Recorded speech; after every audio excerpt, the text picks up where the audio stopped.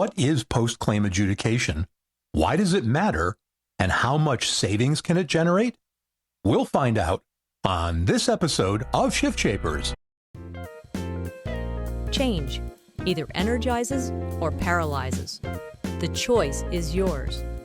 This is the ShiftShapers podcast, bringing the employee benefits industry interviews with individuals and companies who are shaping the industry's shifts.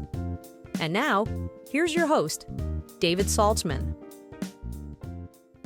On this episode of ShiftShapers, we're speaking with Jordan Hersh. Jordan is the Vice President of Enterprise Solutions at Vālenz.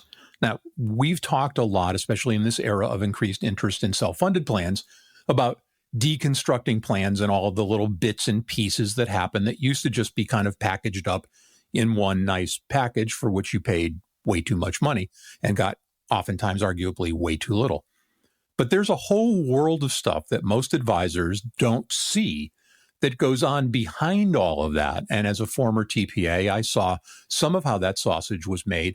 And that's where Jordan's company works. They kind of are trying to figure out ways to do things after claims hit and some stuff before claims hit, but it's mostly behind the scenes stuff. It's not stuff that might be obvious to a client. So with that long-winded introduction, welcome, Jordan. Thank you, David. I appreciate it. Thanks for having me. My pleasure. So how much work actually does go on post-claim? I mean, a lot of people think, well, I go to the doctor, they circle a little code on their pad, the insurance company gets the bill, I pay my portion, they pay their portion, life is good. Right. Yeah. I mean, and really there's a lot. There's a lot that happens behind the scenes, like you mentioned in the introduction. Everything needs to go on with really understanding, the best network to even choose from, I think from an advisor perspective as well, about how to make the best decision for that self-funded plan. So, there's a lot of work that goes into really before the TPA or the administrator needs to, receive that claim to adjudicate and pay it. And that's really where, our organization Vālenz comes in and really provides a lot of value. So a lot of people have talked about reference-based pricing. I mean, I think they would fit that into this bucket. And the questions that I always get is, A, is reference-based pricing a sledgehammer when you need a scalpel? And B, is it sustainable? Is a sustainable model? What's your position on those things? Yeah, I think in the right regions, reference-based pricing can be a sustainable model and the right fit for a self-funded plan.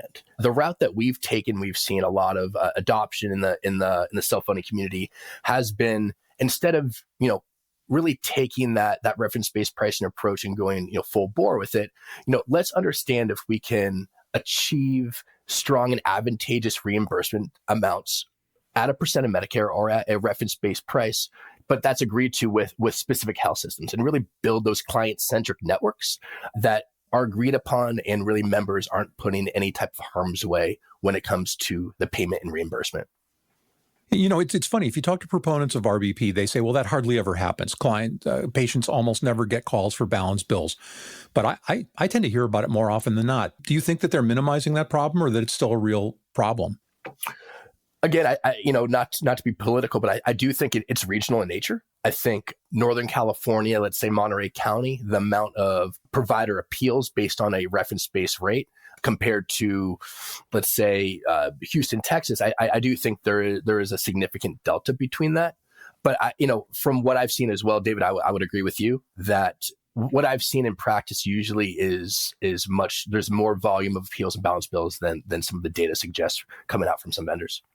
That's interesting. So another technique that a lot of people play around with is either narrow networks or high performance networks. Some people conflate the two of those. I think they're different things. Can you give us some background on those two things? Yeah, I think, from a high performance, I think narrow network, the connotation for me is more, again, just a narrow or concise panel of providers that, without really looking at quality. I think quality is kind of the big X factor there. And when we look at high performance networks, it's really combining both cost in the reimbursement piece and also the quality aspect as well. And so how can we route, steer, and incentivize using plan design members to see those providers or facilities that are in network, but how can we make sure that key metrics like readmission rates, complication rates, mortality rates, we're taking that into account and making sure that when people do stay in network or go to the panel of those high performance network partners, they're getting top tier coverage and top tier care. How often are people wowed by the fact or amazed by the fact that that you and I have known, and a lot of other practitioners know, that there's this inverse relationship in medical care between cost and quality. And, you sell them quality and then they all of a sudden realize, holy cow, it's actually cheaper. Yep. Yeah, all the time. And I think probably a lot, you and maybe a lot of the listeners, saw the RAND study that came out a week or two ago. Was part of their executive summary. It said that there is really no correlation between cost and quality. And I think there's, from the data we see and how we, build and power some of these high performance networks, there are some what we would consider low quality facilities with some great and high performing physicians and providers there, and vice versa. There's, some really high characteristic facilities out there with some very low performing providers there too. So you're going to get a mix regardless of where you go seek care. But again, from what we've seen, I think from what other sources have seen, there's really no correlation between cost and quality out there. Are you seeing any let up in the medical groups trying to stop the creation of specialty hospitals? I think if we had specialty hospitals and generalist hospitals a long time ago, this notion of cost and quality might have been settled. But I know that a lot of the big hospitals, especially the chains, don't really want the specialty hospitals because they feel that they're taking away their one and dones. Agreed. I mean, we're seeing that. We see, we partner, I guess, transparently with some of the larger health systems out there as well. But I would agree with you, David. I think for them, having kind of your more general acute care facilities out there in the market, that it makes things a little bit more ambiguous. And if we had more specialty facilities, we would be able to probably derive, at least have a better shot at saying cost and quality. There's a stronger correlation. And now, a word from our sponsor. This episode is sponsored by MZQ Consulting, a concierge compliance firm that excels at making the complex simple. Have you seen the news lately? Johnson & Johnson is being sued because J&J's health plans failed to negotiate lower prices for prescription drugs. In the case of one drug, the plan paid $10,000 for a drug that regularly is available for under $80. Not only were the members of the benefits committee named personally, but their benefits advisor was also named in the suit. And that, dear listeners, is why you need a top-flight compliance firm. Yes, MZQ handles all the usual compliance stuff from ACA reporting and tracking to wrap documents 5500s, mental health NQTL and QTL analysis, and a whole lot more. But the heat is being turned up on fiduciaries who don't act like it. In this environment, using an ERISA attorney-led compliance consulting firm is your best strategy. Your clients too. And MZQ Consulting is where you should go. For more information, go to www.mzqconsulting.com or email them today at engage@mzqconsulting.com. Now, back to our conversation. All right, so let's jump over a little bit and talk about an area that a lot of people may not be aware of if they haven't been on that side of the Wizard of Oz curtain, as I call it.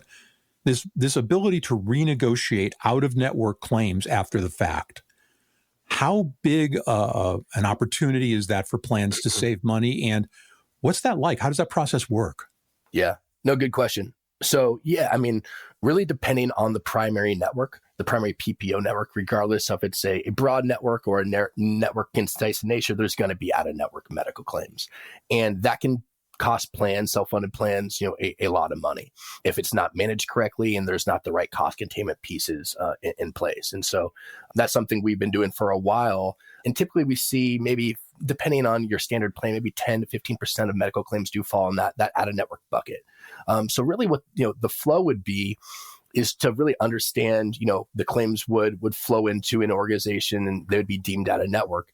And then it would be really using, bill review tactics, even some supplemental medical networks that can achieve a discount, or through negotiation to be able to achieve a discount on those medical claims. And that's not only benefiting the plan, but it's also benefiting the member as well when it comes to, having a better economic outcome to those claims. So, not either paying some plans we've seen pay out of network claims at full bill charges. Some take like a usual and customary approach. Having a much more direct and aggressive approach can really be a game changer for self-funded plans and materially impact their bottom line. Well, for advisors to understand, though, what's the incentive for the provider or the facility in actually granting a lower rate?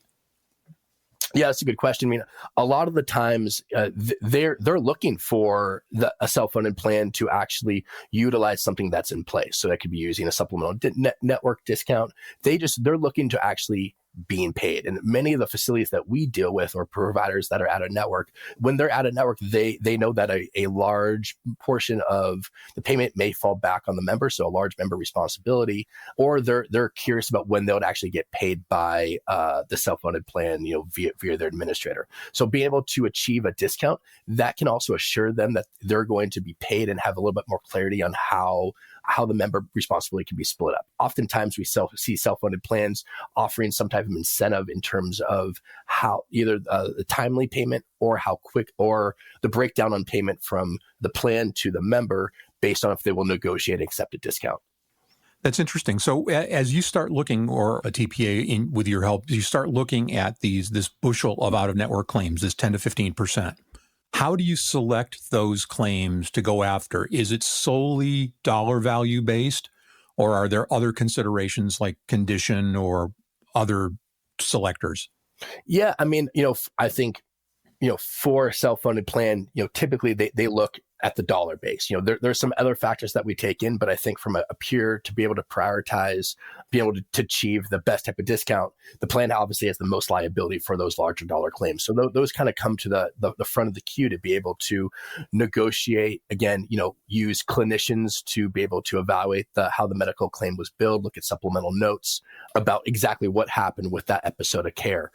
We do also, and others out there, look at what exactly occurred. So CPT codes, the other type of diagnosis codes, to be able to prioritize that.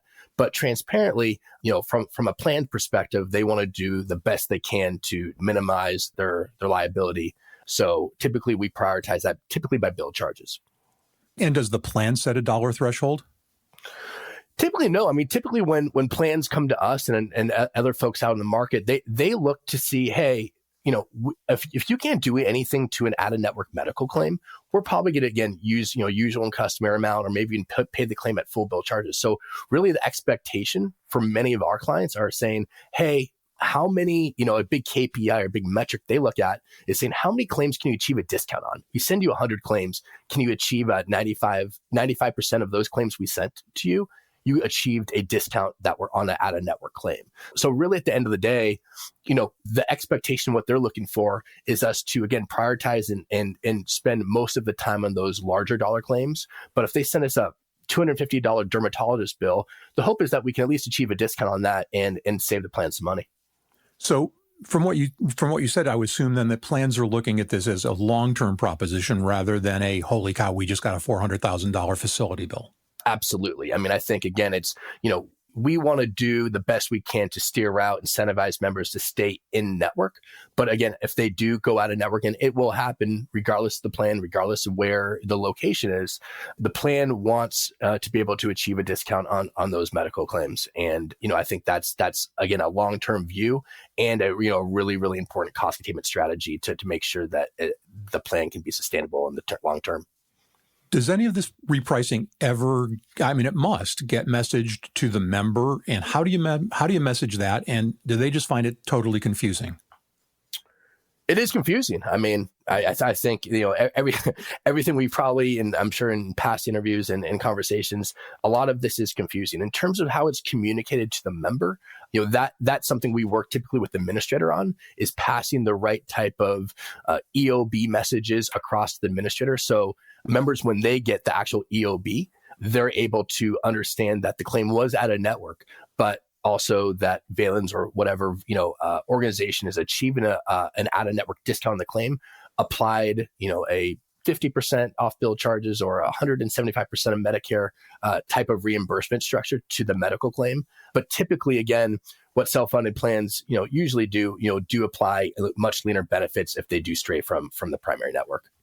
So do you advise employers to do any communication of this fact to members up front, or would doing that lead them to be more lax about whether they stay in or out of network? So we do advise that they do communicate by saying, if you do go out of network, one, you'll have benefits. And two, we do work with an organization to be able to achieve a discount or, work on your behalf to get a discount on out of network claim. But I think between using plan design, it's a very, very strong incentivizer to ensure that members, become healthcare consumers and do stay in network. So it is communicated as a benefit to the member. But again, during open enrollment meetings, during ongoing communication and education sessions, there's a big answer to the why you want to stay, in the primary network or in that high performance network.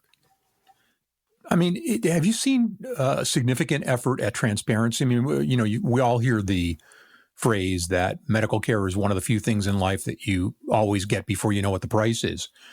Because, especially if somebody gets a dread diagnosis, they go where the doctor tells them to go. They don't really think about whether it's in network or out of network. Oftentimes it's a dire situation. Are there any efforts at transparency that are helping that, either transparency on cost or on quality?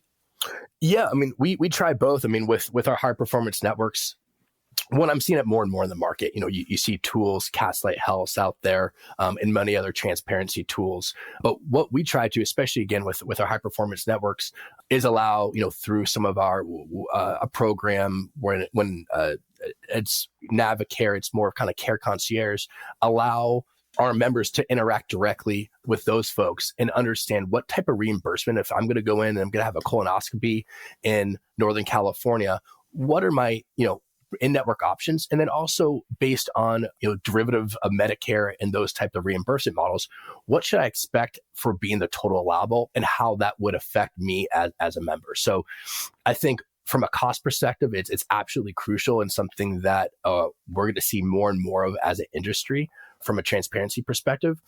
And then also on quality. I mean, same thing. Again, like I spoke about earlier, some very, very high quality facilities and surgery centers do have some low performing physicians. So we try to dive a little bit deeper too through some of the tools that we have about saying, not only do we want to route you to a high quality facility, but we also want to ensure that surgeon is a high performing surgeon on there. So we dive a little bit deeper than just routing someone to a facility that gets well marks. We want to ensure that their physician or their surgeon also is very well performing.